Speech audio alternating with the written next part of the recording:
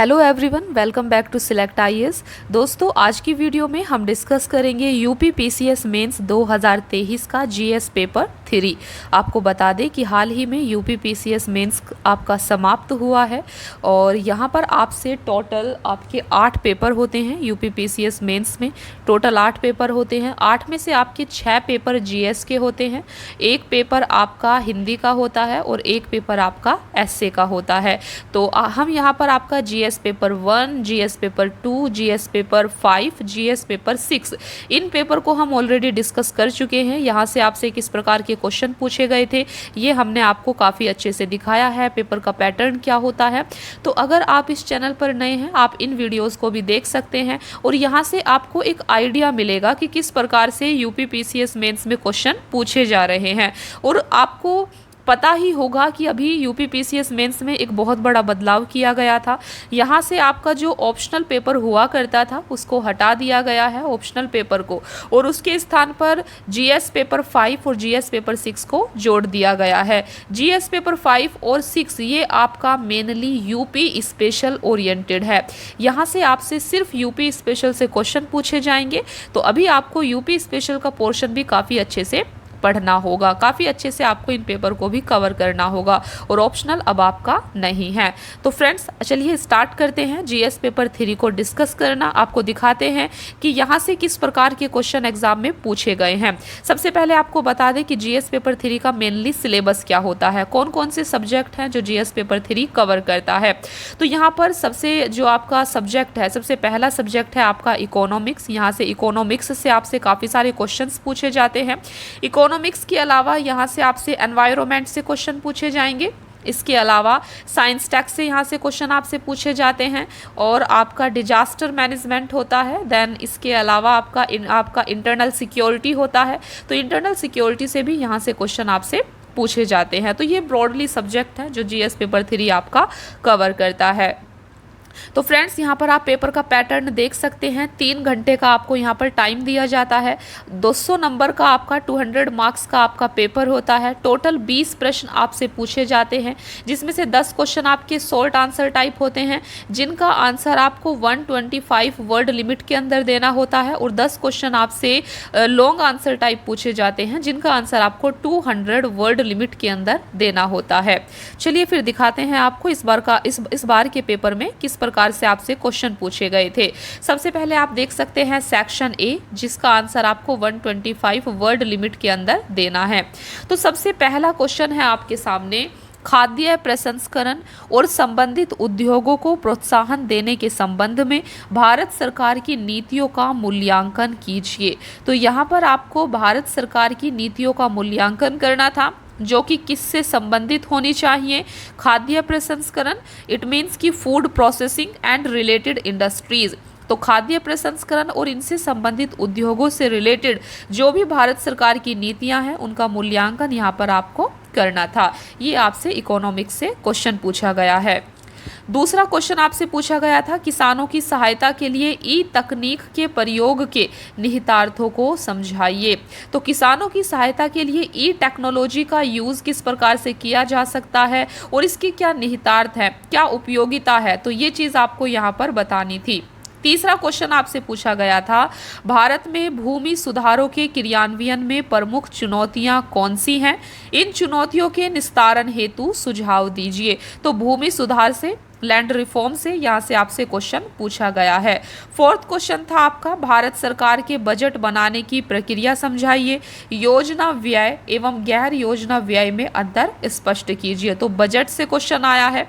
Fifth question है आपका, एक देश के आर्थिक विकास में आधारभूत संरचना महत्वपूर्ण भूमिका निभाती है, विवेचना कीजिए। तो यहाँ पर आपको बताना था कि एक देश के आर्थिक विकास में आधारभूत संरचना, इंफ्रास्ट्रक्चर महत्वपूर्ण भूमिका निभाता है। इस चीज को आपको डिस्कस करना था। सिक्स्थ क्वेश्चन था, ब्लड मून किसे कहते हैं, यह कब होता है। तो यहाँ पर आपको ब्लड मून की घटना को डिफाइन करना था, इसको समझाना था। सातवां क्वेश्चन है, भारत के चंद्रमा मिशन कार्यक्रम चंद्रयान 3 के प्रमुख उद्देश्य क्या हैं। तो चंद्रयान 3 से भी आपसे जीएस पेपर 3 में क्वेश्चन पूछा गया है। चंद्रयान 3 से क्वेश्चन का पूछा जाना काफी एक्सपेक्टेड था। 8 क्वेश्चन है आपका, साइबर अपराधों से देश की सुरक्षा को बड़ा खतरा है, इन अपराधों से देश को कैसे बचाया जा सकता है। तो आप देख सकते हैं इंटरनल सिक्योरिटी से आपसे क्वेश्चन पूछा गया है साइबर क्राइम्स को लेकर। तो साइबर अपराधों से देश की सुरक्षा को बहुत बड़ा खतरा है और इन अपराधों से देश को कैसे बचाया जा सकता है, ये चीज आपको यहाँ पर बतानी थी। 9th क्वेश्चन है आपका, भारतीय सुरक्षा बलों को अधिक सशक्त कैसे बनाया जा सकता है, अपने सुझाव दीजिए। 10th क्वेश्चन है, आणविक प्रसार के मुद्दों पर भारत का दृष्टिकोण क्या है। आणविक प्रसार का मतलब है न्यूक्लियर प्रोलिफरेशन। न्यूक्लियर प्रोलिफरेशन को आपको, तो यहाँ पर आपको न्यूक्लियर प्रोलिफरेशन को स्पष्ट करना था, एक्सप्लेन करना था। देखिए यहाँ से पर आपका सेक्शन ए समाप्त हो जाता है। सेक्शन ए में आपसे टोटल 10 क्वेश्चन पूछे जाते हैं जो कि 8-8 नंबर के होते हैं। अभी है आपका सेक्शन बी। सेक्शन बी में 11वां क्वेश्चन है आपका, नीति आयोग। नीति आयोग के प्रमुख उद्देश्य बताइए। नीति आयोग के सिद्धांत और कार्य किस प्रकार योजना आयोग से भिन्न है, टिप्पणी कीजिए। 12वां क्वेश्चन है, समावेशी विकास की अवधारणा समझाइए। भारत में समावेशी विकास के क्या मुद्दे एवं चुनौतियां हैं, स्पष्ट कीजिए।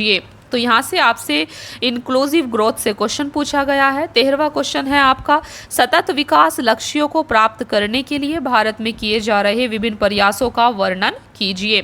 14वां क्वेश्चन है, खाद्य सुरक्षा हेतु विभिन्न उपायों के बावजूद वृहद चुनौतियां बनी हुई हैं, भारत के संदर्भ में व्याख्या कीजिए। तो फूड सिक्योरिटी से आपसे क्वेश्चन यहाँ से पूछा गया था। 15वां क्वेश्चन है, सार्वजनिक वितरण प्रणाली पीडीएस पब्लिक डिस्ट्रीब्यूशन सिस्टम ने सिद्ध किया है कि वह वर्षों से कीमतों के स्थिरीकरण तथा उपभोक्ता की पहुंच वाली कीमतों पर खाद्यान्न उपलब्ध करवाने में सरकार की नीतियों का सबसे महत्वपूर्ण अस्त्र रहा है, कथन की व्याख्या कीजिए। ये आपसे 15वां क्वेश्चन यहाँ पर पूछा गया था। 16वां क्वेश्चन है आपका, भारत में ऊर्जा संसाधनों की लगातार बढ़ती मांग को पूरा करने के लिए क्या कदम उठाए जा रहे हैं, विशेष रूप से अक्षय एवं टिकाऊ ऊर्जा संसाधनों के संदर्भ में चर्चा कीजिए। तो ये क्वेश्चन आपसे एनर्जी को लेकर पूछा गया था, एनर्जी रिसोर्सेज से।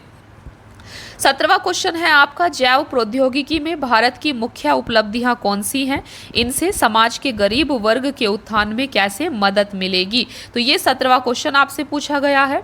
18वां क्वेश्चन है, प्राकृतिक और मानव निर्मित आपदाओं में अंतर स्पष्ट करें, साथ ही भारत में आपदा प्रबंधन प्रणाली की प्रभावशीलता को स्पष्ट करें। तो आपको बताया गया था कि डिजास्टर मैनेजमेंट से भी यहाँ से क्वेश्चन पूछे जाते हैं।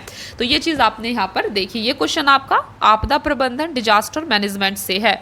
19वां क्वेश्चन है, अवैध धन स्थानांतरण देश की आर्थिक प्रभुसत्ता के लिए गंभीर खतरा है, सूचना और संचार प्रौद्योगिकी ने इसे ज्यादा चुनौतीपूर्ण बना दिया है, व्याख्या कीजिए। तो यहाँ से आपसे मनी लॉन्ड्रिंग से क्वेश्चन पूछा गया था। 20वां क्वेश्चन है आपका, भारत तथा विश्व में मीडिया से क्या सकारात्मक व नकारात्मक परिवर्तन हुए हैं, राष्ट्रीय व अंतर्राष्ट्रीय सुरक्षा में मीडिया का क्या योगदान है। तो यहाँ पर आपको ये चीज़ बतानी थी। तो फ्रेंड्स 20 क्वेश्चंस ये आपसे इस बार के यूपीपीसीएस के मेंस में पूछे गए थे। तो इनसे आपको ज़रूर एक आइडिया मिला होगा किस प्रकार से आपको अपनी तैयारी को करना है, किस दिशा में आगे बढ़ना है और कैसे आपसे मेंस में क्वेश्चन पूछे जाते हैं। इसके अलावा बाकी की वीडियोज़ को, बाकी के पेपर को भी आपको ज़रूर देखना है, वहाँ से भी आपको काफ़ी अच्छा आइडिया मिलेगा। अभी हमें आपका जीएस पेपर 3 आज की क्लास में हमने डिस्कस किया है। नेक्स्ट क्लास में हम जीएस पेपर 4 जो कि आपका एथिक्स से रिलेटेड होता है, इसको हम आपका नेक्स्ट क्लास में डिस्कस करेंगे। इस वीडियो को भी आपको ज़रूर देखना है। Thank you so much friends, मिलते हैं फिर नेक्स्ट वीडियो में। Thank you, keep watching, please like share and subscribe. Thank you.